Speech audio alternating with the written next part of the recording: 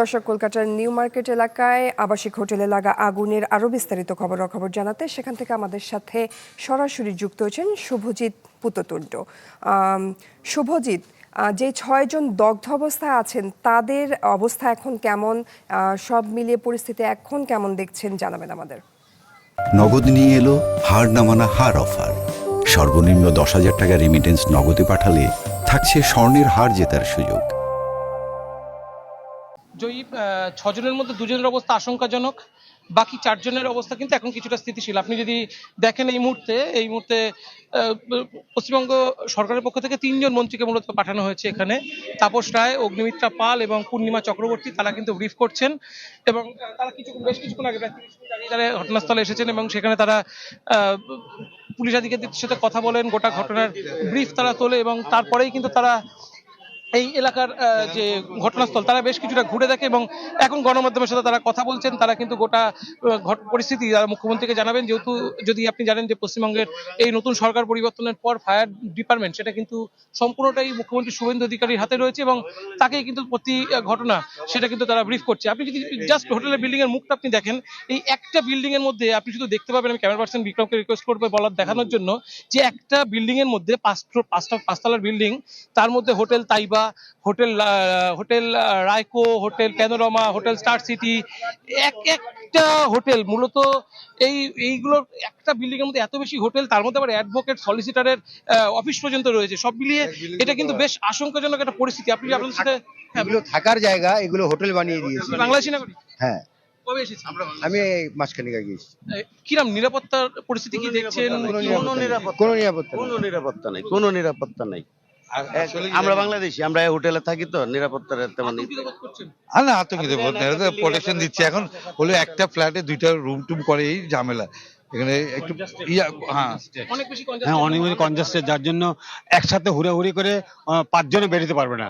হ্যাঁ, হুড়াহুড়ি করে সব। এটাই কিন্তু মূলত পরিস্থিতি, যেটা দমকল একেবারে উপমুখ্যমন্ত্রী বলা যেতে পারে অগ্নিমিত্রা পাল, তিনি বলছেন যে এই যে হোটেল, এই হোটেলগুলো কিন্তু মূলত আবাসিক বিল্ডিং এবং এই বিল্ডিং গুলোর যে বিরুদ্ধে কিন্তু তারা যে কড়া পদক্ষেপ তারা নেবে বলে তারা বলছেন। আমি যেটা বলছিলাম, দেখুন এই যে বিল্ডিং, মূলত একটা বিল্ডিং, তার তলায় আবার একটা শপিং মল রয়েছে, একটা রেস্তোরাঁ রয়েছে এবং এখান থেকে যদি আমি ঠিক পায়ে হাঁটি, এখান থেকে 50 মিটার দূরে ফায়ার সেফটি অফিস এবং সেখান থেকে ফায়ার সেফটি, আমি ক্যামেরা পার্সন বিক্রমকে বলবো আমার সাথেই আসতে। এই সামনেই কিন্তু ফায়ার সেফটি অফিস, ঠিক মাঝখানে এই ইস্টার্ন ডায়াগনস্টিক একটা বিল্ডিং রয়েছে। এই ইস্টার্ন ডায়াগনস্টিকের বিল্ডিং এর পরেই কিন্তু ফায়ার সেফটি অফিস, অর্থাৎ পায়ে হেঁটে 20 মিটারও হবে না, এই 20 মিটার দূরে কিন্তু ফায়ার সেফটি অফিস, যেখান থেকে মাত্র 20 মিটার দূর থেকে ফায়ার সেফটি অফিস রেস্কিউ করতে করতে 9টা মানুষ প্রাণ হারিয়েছে, যার মধ্যে একজন মহিলা, একজন শিশু সহ 8 জন বাংলাদেশি।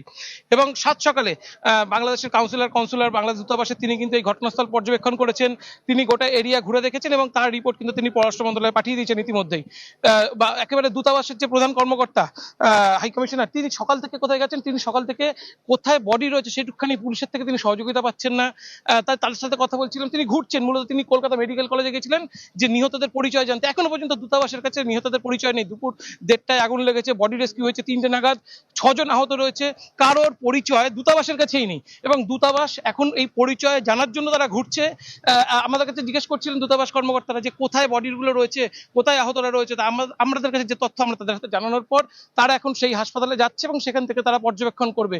রাজ্য সরকারের পক্ষ থেকে শুভেন্দু অধিকারী যেহেতু দমকল মন্ত্রী, তিনি একেবারে পূর্ণ দমকল মন্ত্রী কাউকে নিয়োগ দেননি, সেখানে 3 মন্ত্রী তারা এসেছেন, 3 মন্ত্রী তারা ব্রিফ করছেন, ঘুরে দেখছেন এবং সেখানকার যা তথ্য তারা হয়তো শুভেন্দু অধিকারীকে কিছুক্ষণ পরে পাঠাবে। রাজ্য সরকারের তরফ থেকে কোনো বিবৃতি সামনে আসবে। আপাতত যেটা দেখা যাচ্ছে যে অগ্নিমিত্রা পাল, তাপস রায়, তারা মূলত গণমাধ্যমের সামনে বক্তব্য রাখছেন। তারা হয়তো কিছুক্ষণ পরে তাদের যে ডেটা তারা হয়তো সেটা পূর্ণাঙ্গভাবে তারা প্রকাশ করবে এবং যে কোন হোটেল সিল করবে বা আবার ফায়ার অডিট নতুন করে এই এলাকায় হবে কিনা সেগুলো হয়তো তারা কিছুক্ষণের মধ্যেই প্রকাশ করবে। তবে যেটা হয়েছে সেটা কিন্তু বেশ আশঙ্কাজনক, কারণ আর কিছুদিনের মধ্যে ট্যুরিস্ট ভিসা খুলে যাচ্ছে। অলরেডি ট্যুরিস্ট ভিসার অনেক ট্যুরিস্ট আসতে শুরু করেছে। পূর্ণাঙ্গ মাসটা যেটা মনে করা হচ্ছে আগামী মাস থেকে ট্যুরিস্ট আসতে শুরু করবে। নিউ মার্কেটের হোটেলগুলো, যেখানে 19 জন মাত্র ট্যুরিস্ট ছিল একটা হোটেলে, সেখানে 19 না হয়তো আরো বেশি ট্যুরিস্ট থাকবে। সেক্ষেত্রে এরকম দুর্ঘটনা ঘটলে মৃতের সংখ্যা আরো বাড়তে পারে এবং এই মিনি বাংলাদেশ ক্ষেত্রে এই নিউ মার্কেট এলাকা, এখানে কিন্তু বাংলাদেশ দূতাবাসকেও আরো কড়া পদক্ষেপ নিতে হবে। ধন্যবাদ শুভজিৎ আপনাকে।